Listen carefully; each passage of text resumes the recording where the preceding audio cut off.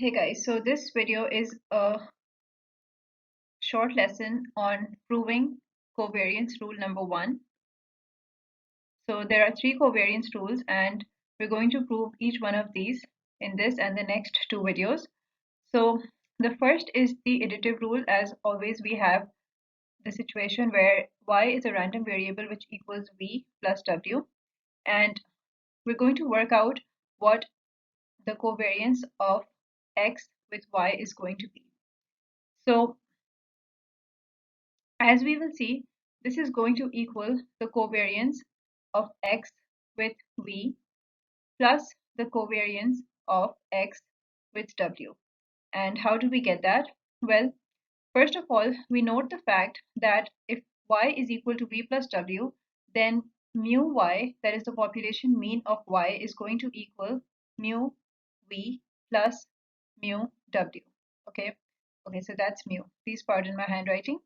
Okay, so this follows from this. Okay, so first of all, what we're going to do is we're going to simply start with the definition of covariance, which is that the covariance of xy is going to equal the expected value of x minus mu x times y minus mu y. Okay, let me just rewrite that neatly. Okay, yeah, that's better. So the next thing that we're going to do is we're going to plug in for y and for mu y. Okay, so we know that y equals v plus w and mu y equals mu v plus mu w. So we're going to plug in for y over here and for mu y. Okay, so when we do that, this is what we get. So this will seem a little bit complicated, but it's not. Okay, so first of all, everything stays the same. I am going to use curly brackets now because there are going to be a couple of brackets. So first of all, we have x minus mu x.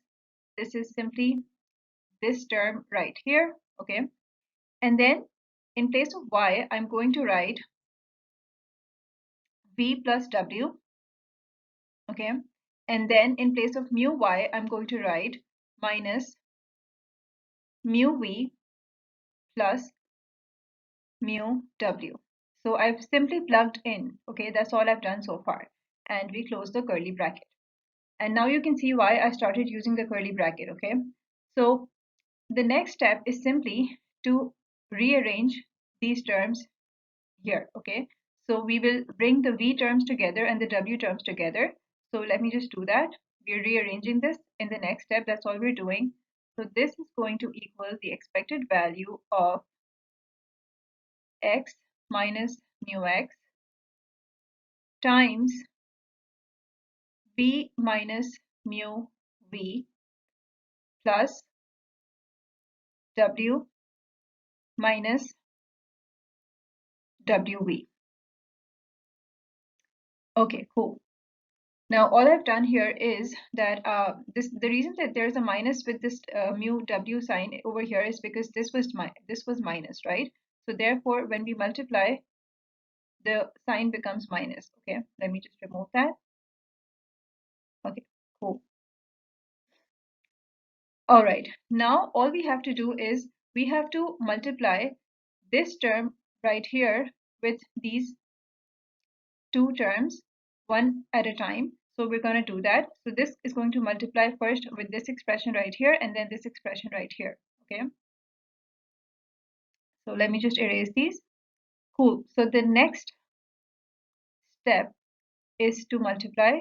So this becomes expected value of, and now I think I can get rid of the curly brackets. So we multiply this twice, right? So this is x minus, oh sorry, x minus mu x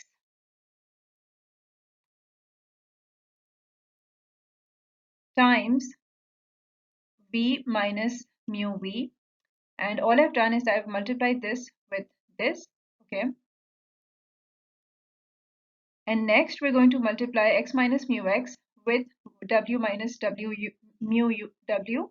So that's going to be plus x minus mu x times w minus w mu w. Sorry about that. Okay, cool. So now if we notice, all that we have left here, all that we are left with is these two terms, these two expressions are basically nothing but the covariances of x with v, x with v, and x with w. Therefore, this becomes the covariance of x with v plus the covariance of x with w. And therefore, we've proven what we started out with.